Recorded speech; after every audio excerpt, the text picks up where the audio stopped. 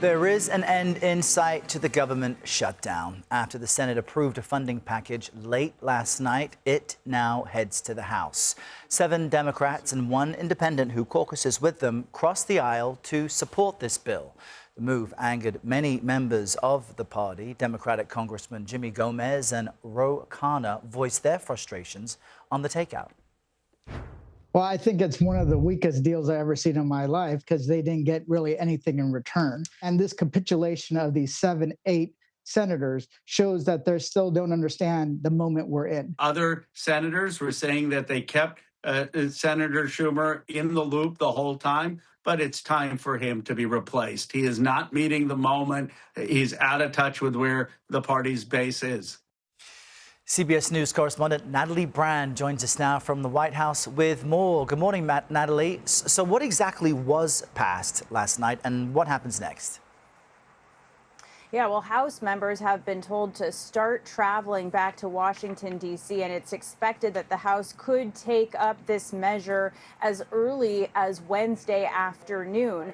And Senate Majority Leader John Thune told reporters that because President Trump backs this deal, he believes that that will get it over the finish line in the House with Republican support, since House Democratic leaders are opposed to it. A reminder of what was negotiated in this compromise over in the Senate and then passed last night. This measure funds government through the end of January, reverses layoffs of federal workers during the shutdown, guarantees back pay for all federal workers, and also includes 3 longer-term funding bills for agencies, including agriculture, which addresses SNAP benefits. Now, senators who have been involved in the behind-the-scenes negotiations for weeks now, centrist members, they are sighing a big sigh of relief this morning now that, an end is in sight. Take a listen to one of those senators, Susan Collins, a moderate Republican. I think this is a great victory for the American people, and it shows that the Senate can work, that we can produce the results that are needed. Now, what the deal does not include is an extension of those Affordable Care Act tax credits that Democrats have been fighting for, the reason that they launched this fight and shut down in the first place. And that's why so many Democrats are calling this a mistake, a surrender, and a huge loss. But there is the promise of a vote next month, although, there's no guarantees what comes out of that, especially since the House would have to also take up a measure, Errol. And in coming to you, Natalie, we heard Congressman Ro Khanna, a Democrat, call for Senate Minority Leader Chuck Schumer to be replaced over this, even though Schumer did vote against it. So why is he being targeted? What's happening there?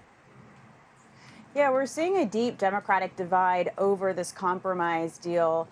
Congressman Khanna said that Senate Minority Leader Schumer is no longer effective. Now, it is notable that House Minority Leader, the Democratic leader in the House, Hakeem Jeffries, defended Schumer, saying that he was not in support or not a party to negotiating this deal. But a lot of members are upset. And if you look at those 8 members of the Democratic caucus who led this effort, none is running for re-election next year. 2 of them, Shaheen and Durbin, are retiring. Others come from purple states. But they all do want this vote on health care, and they believe that issue is going to continue to be a key party issue into next year's midterms. A vote would get senators on the record on this issue, especially as affordability has emerged as such a key issue from what we saw during last week's off-year elections, Errol. Yeah, and affordability is something we'll keep discussing this hour. Natalie Brand with the latest. Thank you.